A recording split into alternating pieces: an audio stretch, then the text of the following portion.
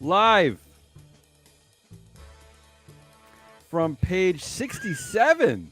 Ooh. It's like he's got to find his line. It's a watered-down Wednesday edition of Biz Nuggets, joined as always by Emma Eldritch, lurking, and metallic Matt Mascardi. I'm the podcast host the New York Times did not buy and unaffectionately calls Bordle. Oh, It's mean. I did. In today's didn't do my Wordle today. In today's liquidy bag called February 2nd, 2022, Damien ponders Sophie's choice and reads super long documents. Oh, not again. Emma dissects a seemingly positive headline, and Matt talks about manly racist stuff. Yeah. Manly racism. I didn't know that was a category. racism. Is anyone? No one wants to know what Eldritch means. I don't think you guys know what Eldritch means. Come on. Someone ask me. I think please. you're running out of E adjectives. That's what I think. I actually have a massive list here. Isn't Eldritch like a video game? Isn't it like a? It's It means thought it was a sinister video and game. strange. Emma, is that you? Sinister and strange. Yeah, actually, I think that sums me up kind of Look, nicely. she's embracing it. I'm gonna buzz you. Yeah, I'll for take it. having I'll take it. Weird self-esteem. Okay, Like good. the Eldritch horrors. Okay, sorry, I got it. Okay, keep going. I'm Okay. gonna hand it off to Matt. Matt, this is okay.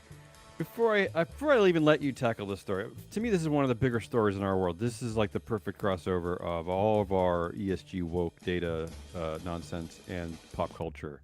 But second of all, can I say a big round of applause to the NFL for already figuring out two other stories to bury the story on the same day. Like, is NFL, you're always great at this, at hiding, but you also dropped today that the Washington R words, what are they? The Washington Washington football team changed your name, and then you also somehow officially announced Tom Brady's retirement now, even though we knew about it on the weekend. I don't know what you're up to, NFL, but you're brilliant. You're glorious bastards, glorious. And on the same day that the Washington Commanders got a less racist name. I stole your line. Sorry. And the greatest American football player of all time retired, Tom Brady, announced his retirement. Here was the other headline that they buried. There's another headline? Yes, there was a third. Brian Flores sues NFL claiming bias in coaching search. Flores, for our Croatian listeners, was the black head coach of the Miami Dolphins up until this year, despite posting 2 weeks ago. the first back-to-back winning seasons for the team in 17 years. Somehow still wasn't good enough to keep his job. Flores alleges in his lawsuit systemic bias in coach searches, states that diversity is essentially a check-the-box effort when hiring minority coaches, and that more or less implies that billionaire white owners quietly discriminate against minorities. I don't know about you, but go ahead. But my governance sense is tingling. Yes, Ditskis. It's really tingly right now. Let me just search for what's the comp for this? Oh, right, everywhere. Yeah, everywhere. For the 2021 NFL season, there were a whopping 3 black head coaches out of 32 teams. Wait, is that true? No, there were 2. What was it? I believe there were 3, and they got fired as we went 2 along. black head coaches and 1 Latino, Ron Rivera. Oh, I'm sorry. I will say 3 So how coaches dare of you? color. How dare you, 3 Matt. coaches of color There out you of go. 32 teams, Yeah. despite the fact that 30% of all coaches across the league, not head but all, are people of color, and 70% of the players 70%. are African American or people of color. Here's another way to think of it. In 2021, The Motley Fool, which is a hotbed of deeply researched business content. If you're not reading The Motley Fool, I don't know where you're getting your Actually, information. one thing I don't read. It's important to me that everyone knows that that's a joke. It's a Yes, joke. they do. They do.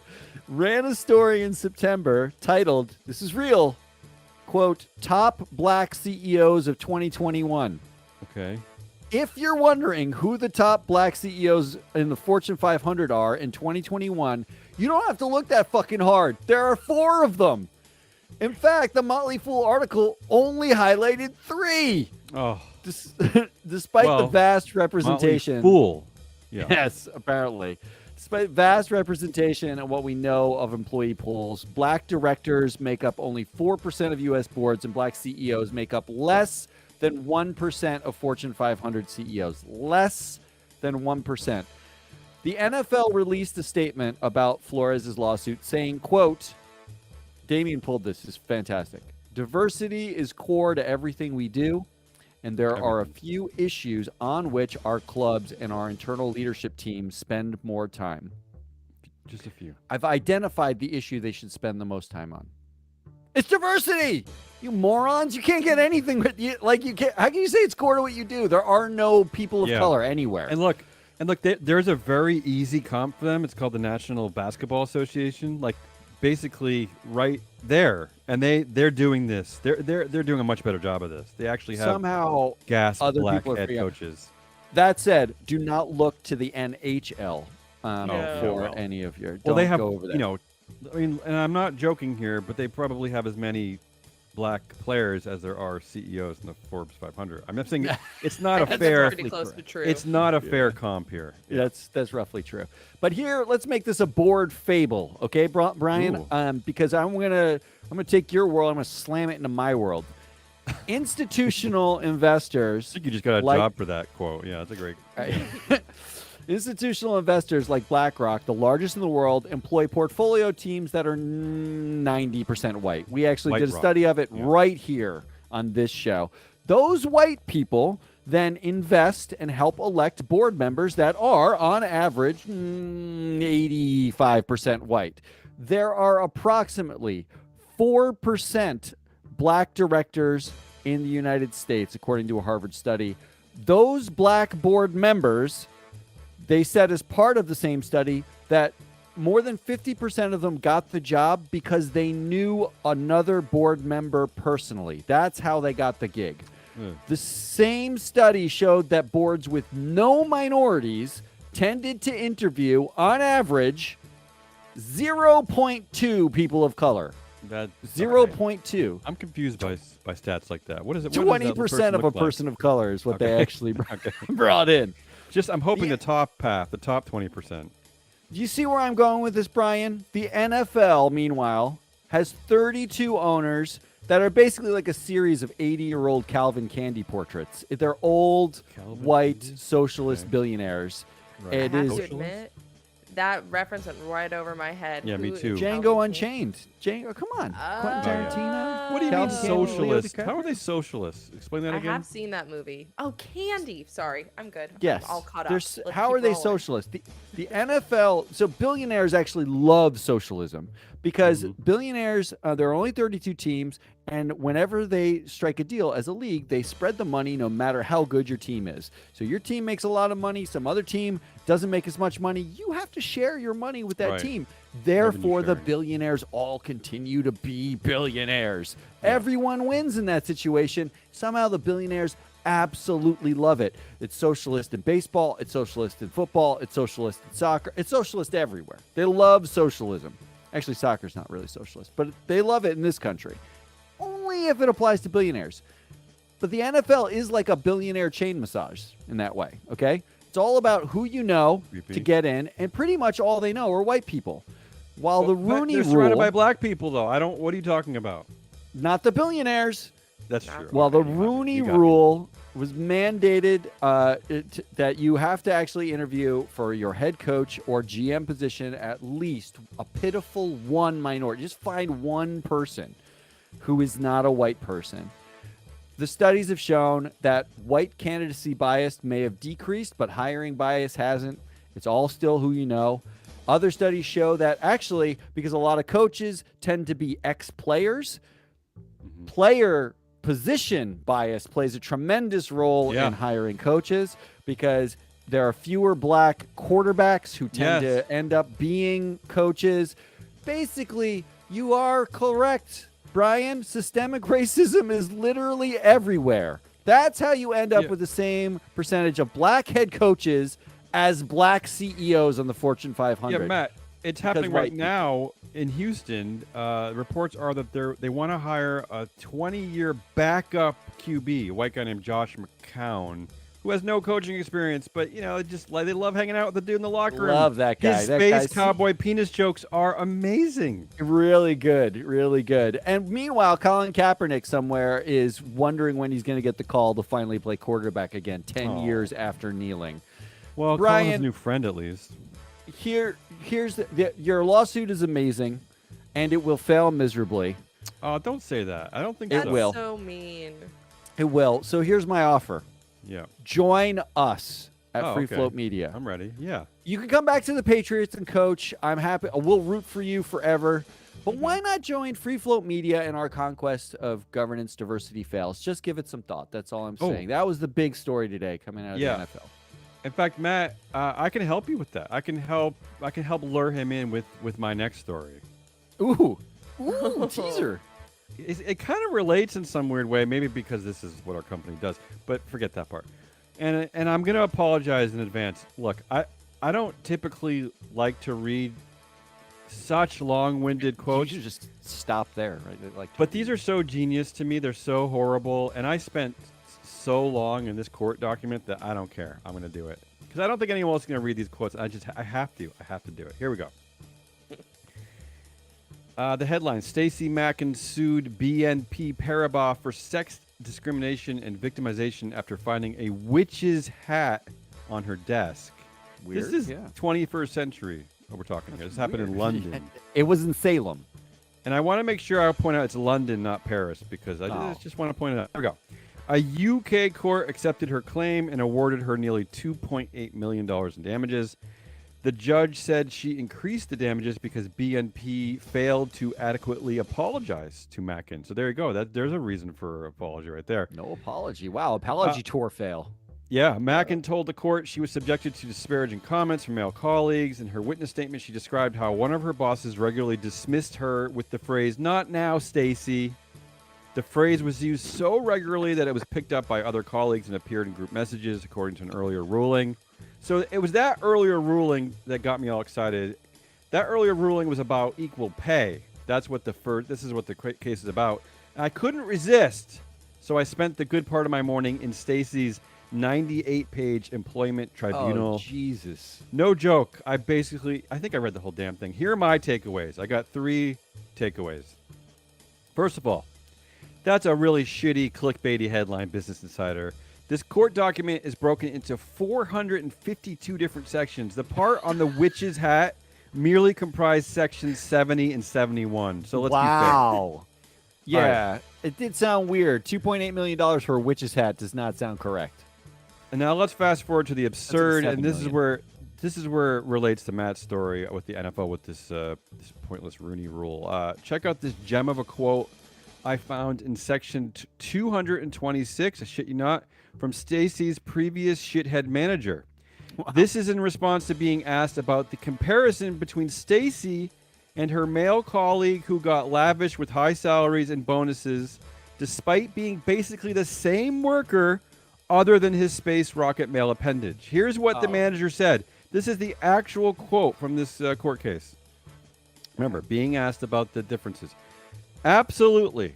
So the difference in the role, well, there's a couple of differences. So firstly, the role is very different. Secondly, the competence requirements are very different. And experience levels are very different.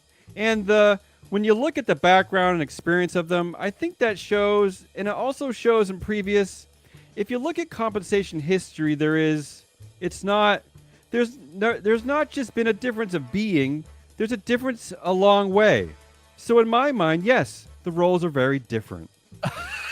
That's one Case continuous dismissed. quote. Yes. Case dismissed. They are different, and that's why they paid him more. Look, there we go. And finally, my other takeaway in section 228. Get ready for this one. You need a cup of coffee.